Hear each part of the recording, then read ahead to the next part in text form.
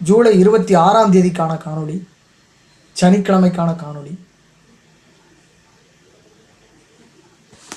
இலக்கிய நோபல் விருது பெற்ற மற்றும் ஆஸ்கர் விருது பெற்ற, ஆஸ்கர் விருது 1938, இலக்கிய நோபல் விருது 1925 பெற்ற புகழ்பெற்ற அயர்லாந்து நாடக ஆசிரியர் ஜார்ஜ் பெர்னாட்ஷா.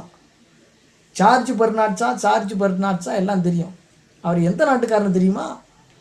அயர்லாந்துக்காரர். உலக புகழ்பெற்ற அயர்லாந்து நாடக ஆசிரியரும் படைப்பாளியுமான ஜார்ஜ் பெர்னாட்ஷா பிறந்த தினம் என்று. அயர்லாந்து டப்ளின் நகரில் 1856 பிறந்தார். அரசு வேலையுடன் தானிய வியாபாரமும் செய்து வந்த தந்தை வருமானத்தை குடித்தே அளித்தார். வறுமையில் வாடிய குடும்பம் வீட்டு வாடகைக்கு கூட பணம் இல்லாமல் கடற்கரையில் ஓட்டைப்படகில் வசிக்க நேர்ந்தது.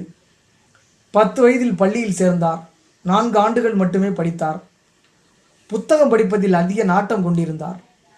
பாடகியான தாய் சிறுவன் பெர்னாட்ஷாவையும் அழைத்து கொண்டு கணவரை பிரிந்தார். வாரம் அம்மா தரும் ஒரு பவுண்டு பணத்தை புத்தகமாக செலவிட்டார். சிறு வயதில் தாயிடம் கற்ற இசை பின்னாளில் இவரை இசை விமர்சகராக மிளிர வைத்தது. இங்கிலாந்து சென்று எஸ்டேட் அலுவலகத்தில் எழுத்தராக வேலைக்கு சேர்ந்தார். அப்போது நிறைய எழுதி பத்திரிகைகளுக்கு அனுப்பினார். அவை திரும்பி வந்தாலும் தொடர்ந்து எழுதினார். பத்திரிகைகளில் அவரது படைப்புகள் வெளியாக தொடங்கின.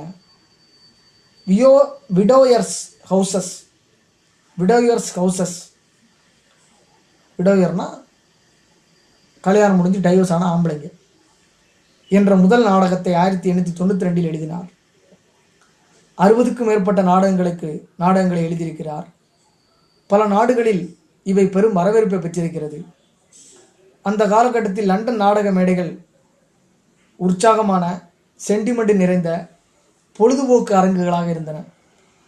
அதை நீதி, அரசியல், பொருளாதார விவரங்களை எடுத்து கூறும் மன்றங்களாக மாற்றினார். இவரது அனைத்து படைப்புகளுமே சமூகத்தில் நிலவி வரும் சிக்கலை பிரதிபலித்தன. இவரது எழுத்து போலவே நிஜ வாழ்க்கையின் பேச்சிலும் நகைச்சுவை, நையாண்டி அதிகம் கலந்திருக்கும். 5 நாவல்கள், 2 சிறுகதை தொகுப்புகள் மற்றும் ஏராளமான கட்டுரைகளை எழுதி வெளியிட்டிருக்கிறார். பிரிட்டன் சோசலிஸ்ட் அமைப்பான பேபியன் சொசைட்டி உறுப்பினர்களுடன் இணைந்து London school of economics and political science நிறுவனத்தை 1895 தொடங்கினார். இன்னைக்கு லண்டன் ஸ்கூல் ஆஃப் எக்கனாமிக்ஸ்ன்னு சொல்கிறோமே, அது ரொம்ப முக்கியமான நிறுவனம்.